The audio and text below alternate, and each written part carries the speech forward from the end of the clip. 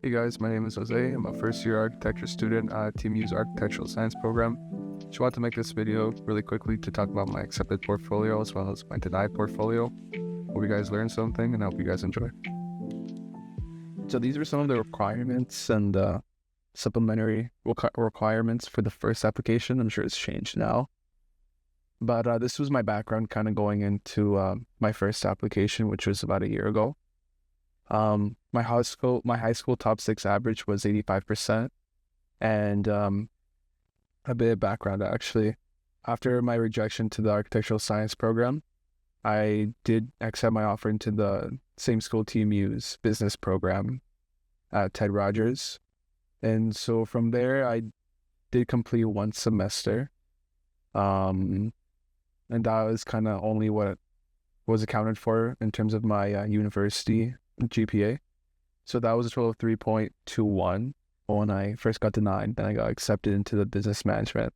Then through the second semester, just like in the beginning of the second semester, I decided I wanted to reapply. And I kind of figured that I knew my portfolio was really badly made and rushed.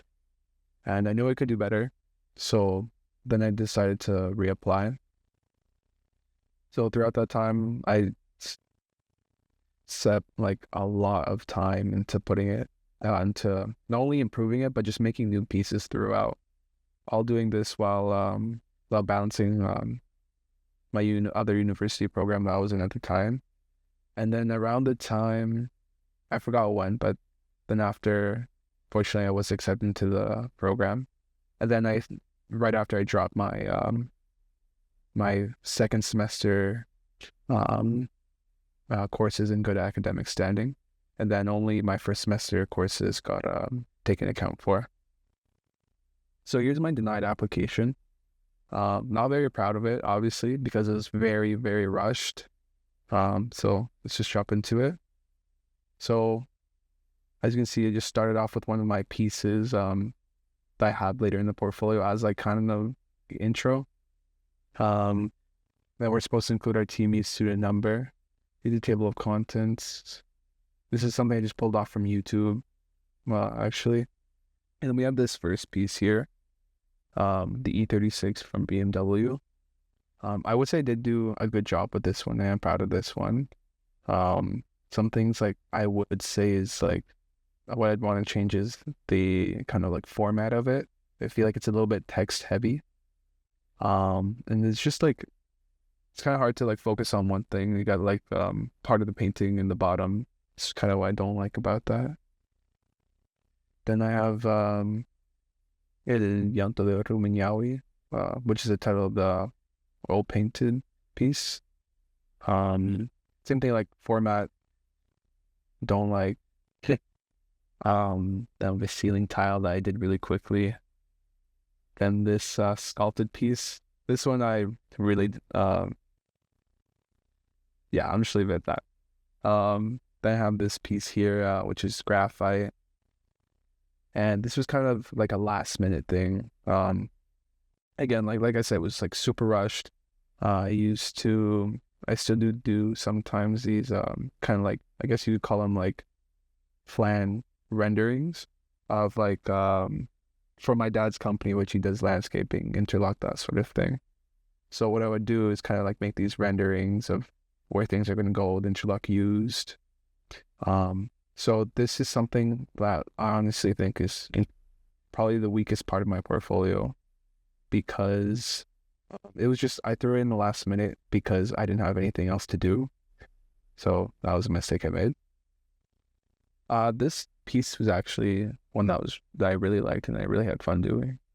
It's the X table, which I include in my second submission portfolio.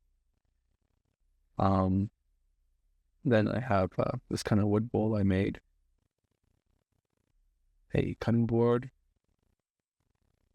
a stilla, a piece made with oil pastel, and a graphite sketch.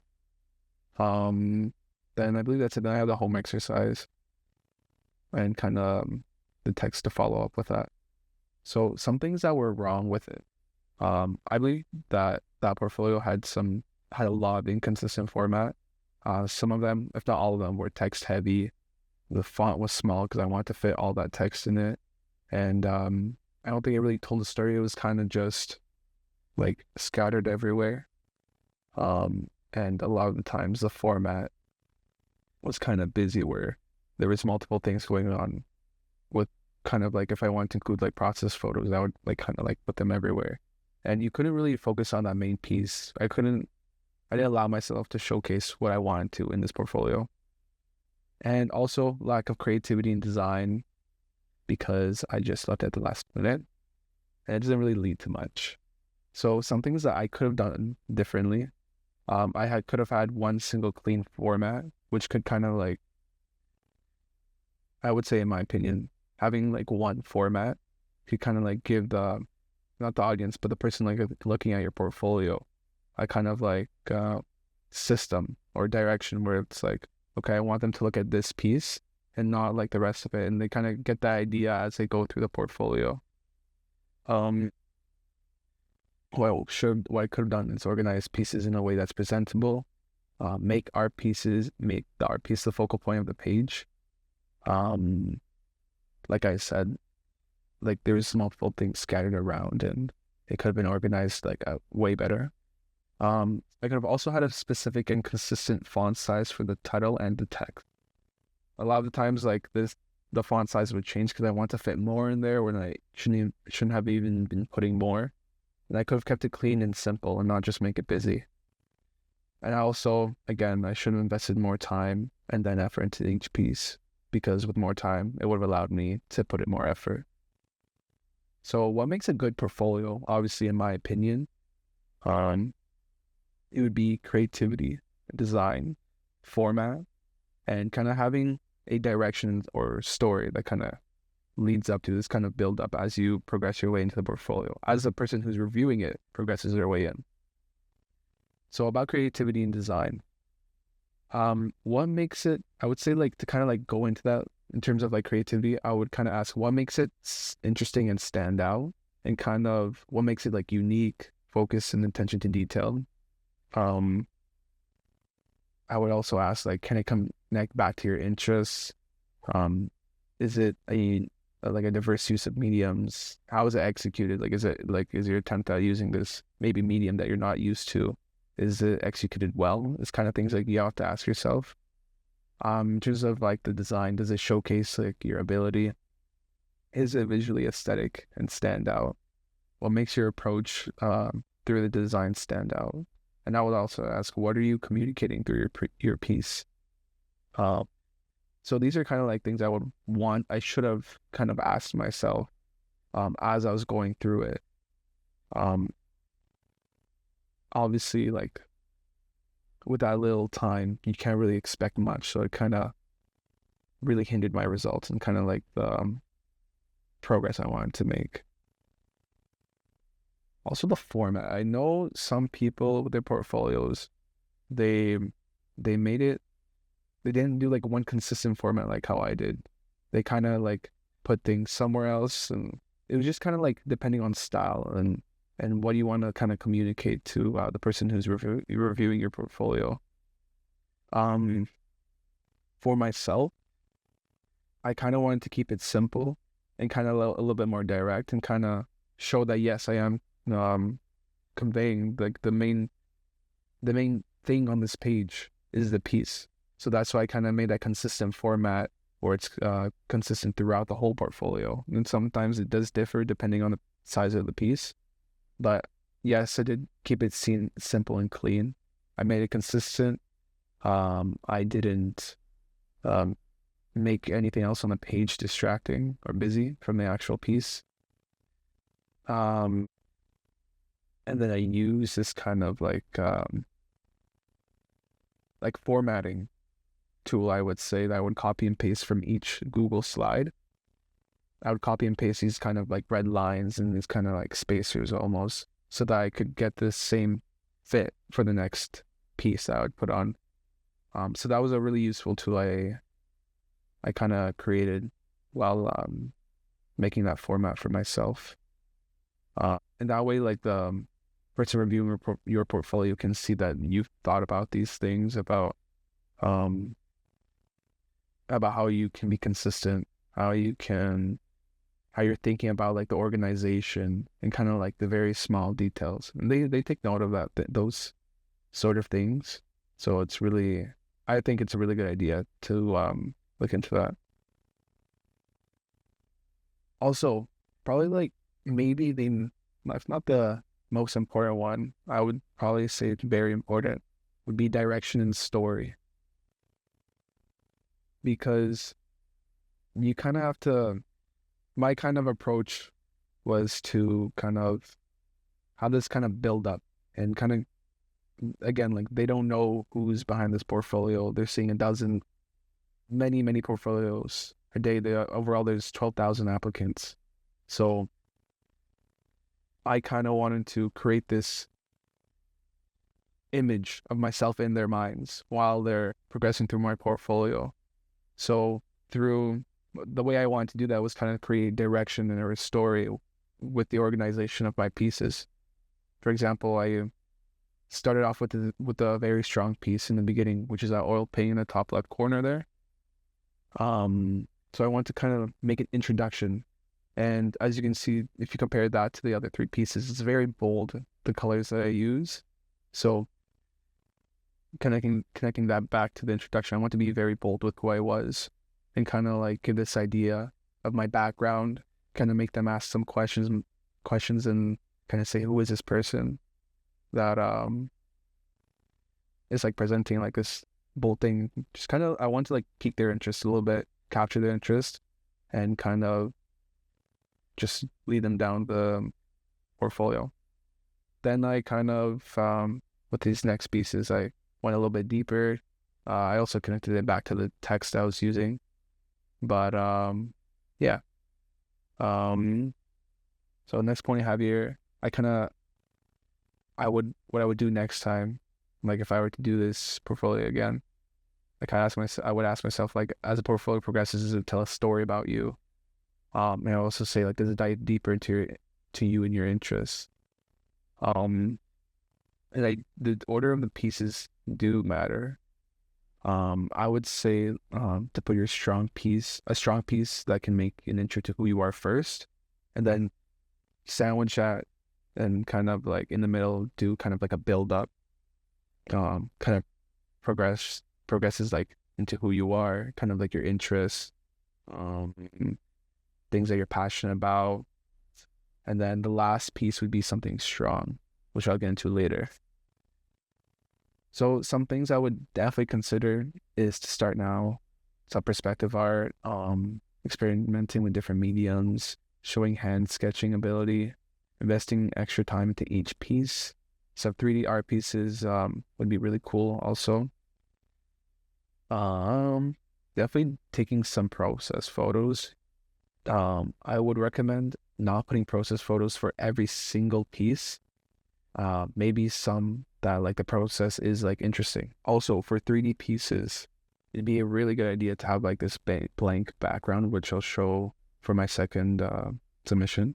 Some things I would avoid is not to start later, because I know a lot of students are applying straight out of high school, and if you kind of leave it to the last minute, you're going to be trying to balance your school grades at the same time, while also trying to work on your portfolio, and it just kind of hinders the process of those grades that admissions will be looking at.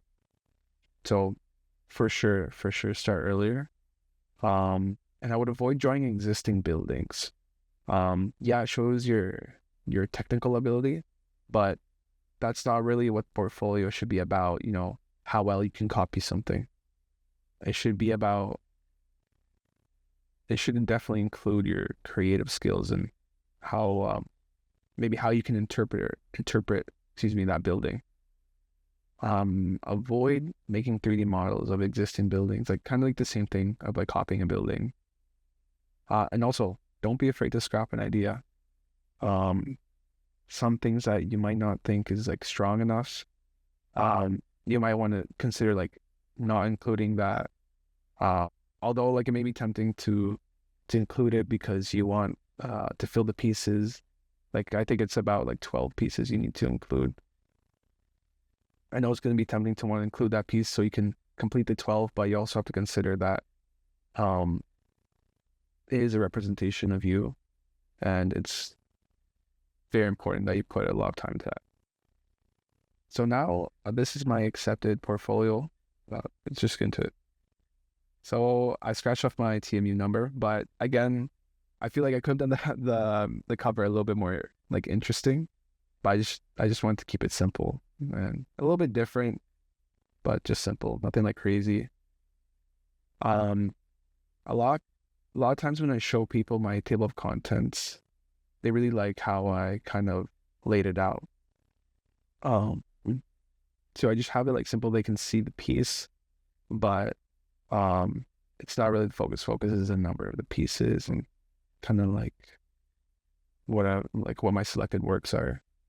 And I've been trying to like find different like many different ways I can like be different. Instead of having like table of contents, I put selected works.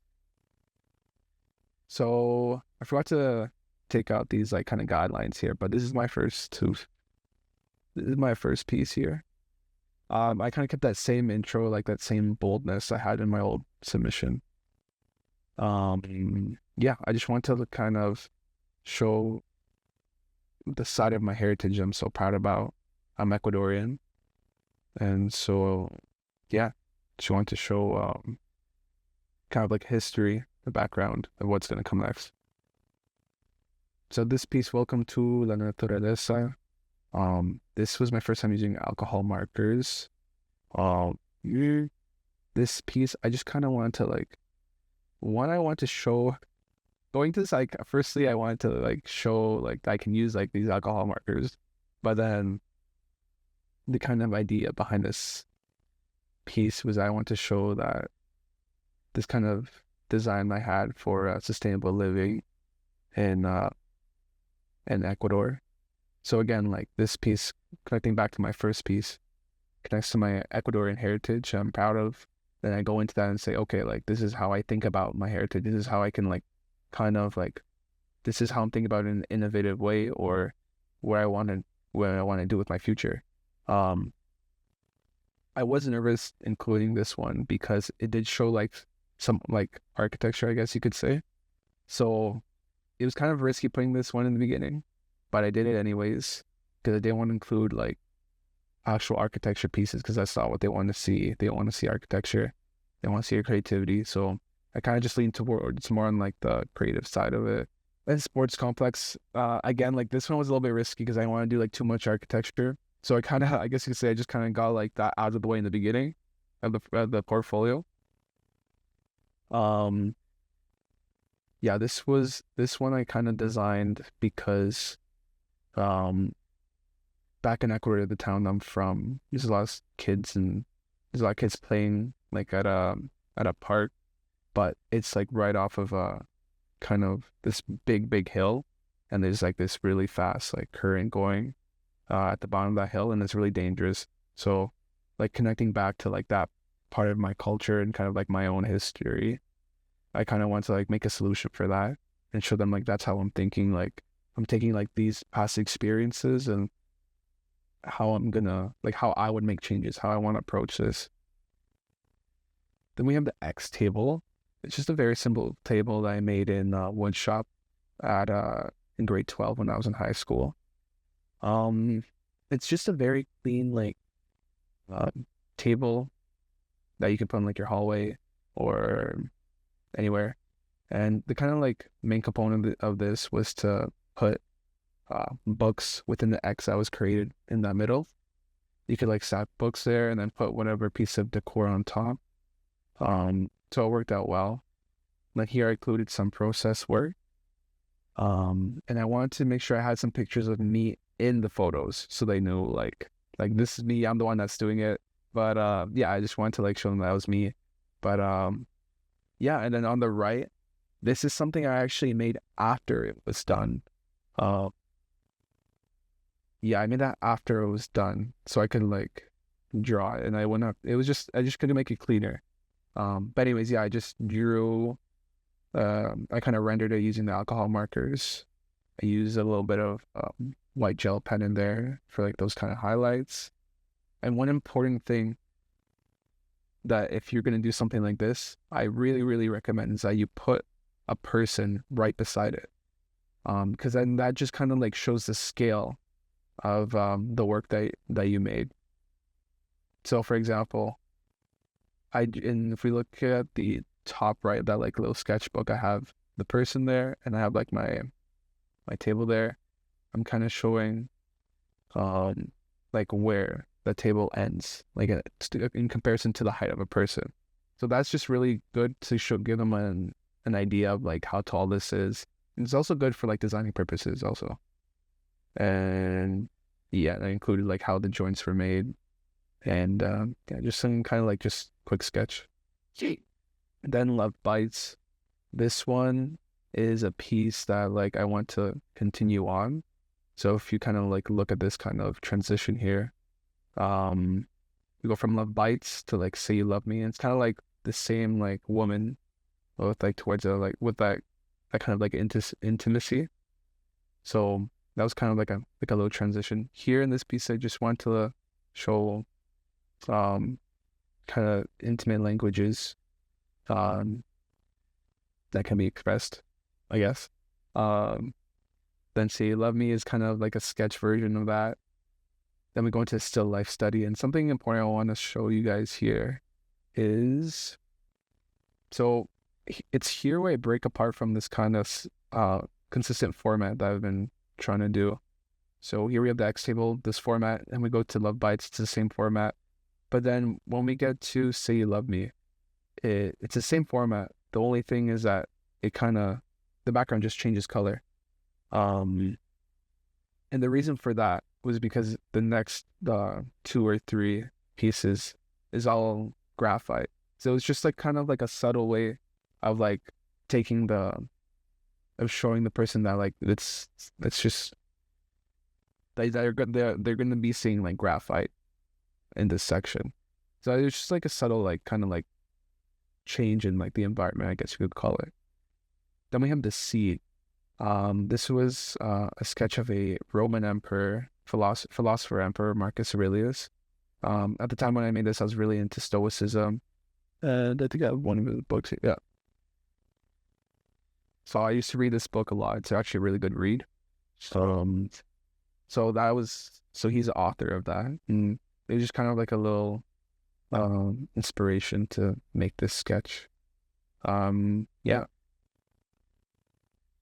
We have Old Bridge up the Sierra. This was actually one of my favorite pieces to make, because it was actually at a time before I made this piece. I made that piece actually in December, and this was after I came back from a trip to Ecuador.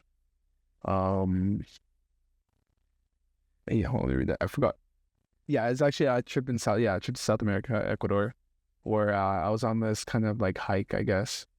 And I saw this bridge out in the distance, and I kind of like wanted to know more about that, but I couldn't really get to it. So there's just something simple. I made my imagination of like what that bridge looked like, what those houses looked like.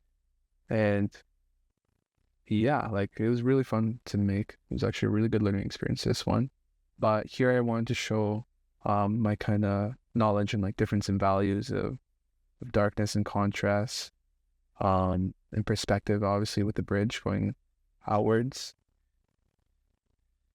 And this is imperfections. So this is actually a funny story. This piece, I was trying to, what this piece is now is kind of like an interpretation of like the imperfections of my face, whatever. But what I was trying to do originally was to like make an actual like picture of my face, like an actual, not like in one with like imperfections that are weird. So, but what ended up happening is that it looked so bad that I just decided to call it imperfections. So, and it worked out because I'm kind of capturing like all these weird things. But a good thing that I did in this one was that the way I kind of took the picture of it, I had my lamp posted up like going down, my lab facing downwards, so that it would kind of create these like shadows like in the hair there. You could see in the eyes and the lips. They really focus on those imperfections. So it kind of worked out pretty well. So that's just what can happen when you can just play around with stuff. And then this is the pivot pod. So this piece took a really, really, really long time to make. This piece I made specifically for the portfolio submission, and it did cost me a lot of money at the time, but that's what it felt like at that time.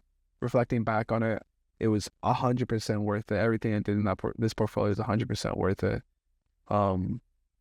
But yeah, this was a pain to make. But pivot pod, basically what I wanted to do was kind of create this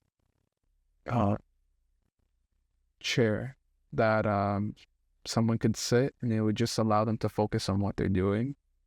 For example, you could have this chair at like, in the text here I talk about having this chair like being used in universities, and like libraries where people or students can sit. They can get their laptop and do their homework there. And it's just a place for them to be kind of not isolated from everything else, but kind of just closed off, curtained off from everything else. And I did that by using those two walls to kind of like separate these, like the outdoor environment from the indoor, from this like indoor created by it. It wasn't comfy at all to sit in. It was actually really not comfy, but they didn't know that. So that's okay. Yeah, it was just talking about it, like how it's so comfy, but it really wasn't. And then also I want to include this like little storage compartment underneath where you can put your bag, laptop case, things like that. And there's like a little mini fold-out table there. But yeah. And here, this is probably very, very the most important thing I included for this was the draft work and the prototype. If you're gonna want to make something like this, I highly, highly recommend you include a prototype and draft work. Draft work, what I mean by that is just kind of like your sketch, like a sketch like idea of it. Obviously, again, with like the X table, I made this after I finished it, but the idea is to kind of say like, this was my thought process before making it. So just so you can show them that you're thinking about planning these things, and you can, that kind of thought process of all those like mini considerations while making the actual chair. So that's the draft work. And then the prototype, I just made it simple. I made it like right before that little prototype I made, like right before I submitted actually. But yeah, I just got some leftover fabric that I had bought, and got some leftover cardboard, just hot glued it together and kind of made a little mini prototype. I also used just like a random bed sheet like as a background, just to kind of leave it clean and kind of like seamless. So I'm very fortunate to have a dad who does like renovation, so I already have these tools available to me. I had I had a miter saw available to me, which was a big one, a jigsaw. So yeah, I was very fortunate those tools were available to me, so I made that in the garage in the winter, and it was really cold in there. But yeah, so here I just talk about my process work, how I went about it, my intentions, and kind of like the story. Like here I talk about why the name is a pivot pod. So here I'm kind of pivoting this triangle here to get this certain angle. And so here I talk about while I was making this, I realized I had to pivot this triangle here, and the name came to me, pivot pod, where you can sit in this chair, you can pivot where you are and just do like one or focus on a certain task.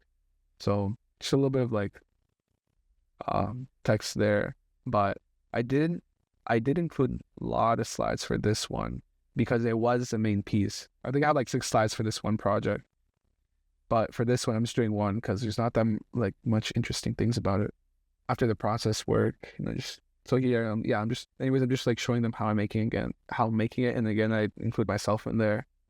Yeah, just process work, and then here I kind of go a little bit deeper into like these like little aspects of what makes it so, this chair is so good.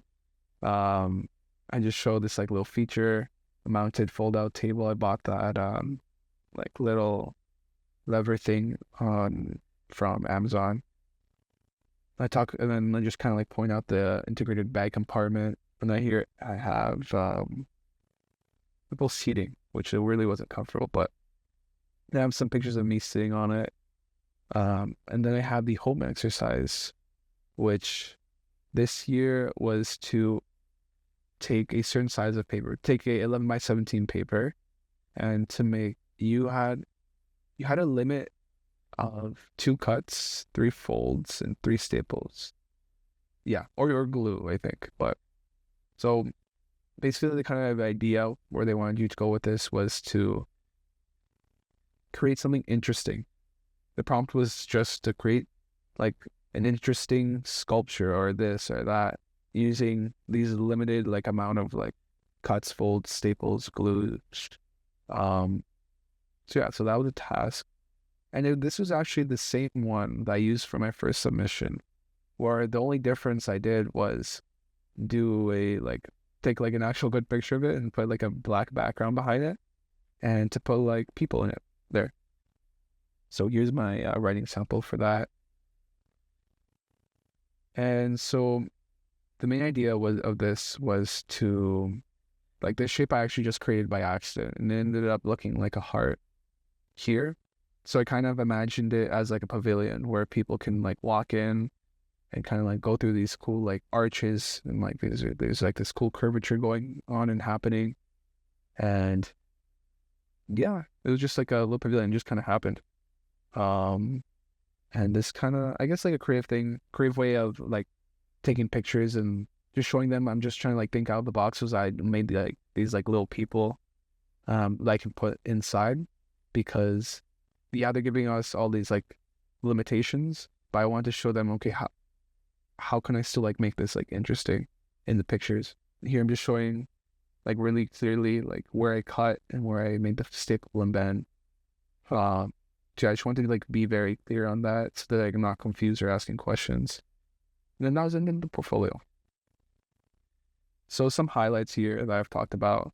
So for this one, draft work is so important because you're kind of showing them this like design process that you've had, and that not only are you just like, okay, I'm gonna make something, you're thinking about the process that goes into behind it, into trying to make it feasible. Because for my case, like I was making furniture for my physical pieces, so I really have to think about, okay, who's gonna be using this furniture? Humans are. So I have to make it, I have to consider like the height of it. I have to consider the wall that's going to be against it. For the chair, I have to consider like the dimensions of a human I'm doing like in here. So showing that you're thinking about all these different things before production is really important. Again, with the prototype, you're thinking like you made a small version before you made the big version. So that was really important. Here, I just want to show that this highlight is about like taking a physical model. You want to have like a black background behind it, so that like the main focus is the physical model. And it just shows like a level of like, I would say I could call it like professionalism. That like you don't want to have like random things in the background. You want to have like picture of your room in the background. They don't want to see that, honestly. That's like kind of pointless. And then here, like I have myself in a picture. Another highlight is having this kind of like intro, this kind of like bold. I want to include this bold intro into my portfolio and kind of like captivate them. It's very eye-catching, this piece, when you look in the beginning of it, because it's just a white canvas. Technically, it's just a white canvas, a little bit of text there, and this is like big bold thing that kind of captures their attention. Then I have like my last piece here that was really important. That piece I did allocate a lot of time. I allocated money for that. I just showed the process of how extenuous it was to make this thing. To show them like that not only am I making like, am I painting, am I sketching? No, I'm like designing. I'm making things that can be applied in the real world, which is what we're going to be doing in school.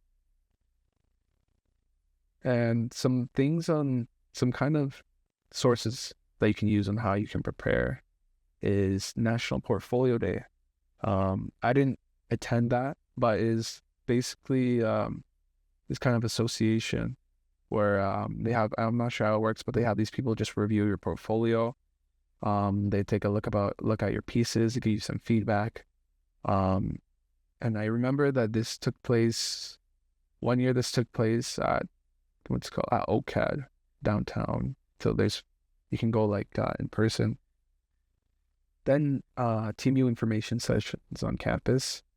They have like these kind of like tours, these kind of in-house open tours in the architecture building.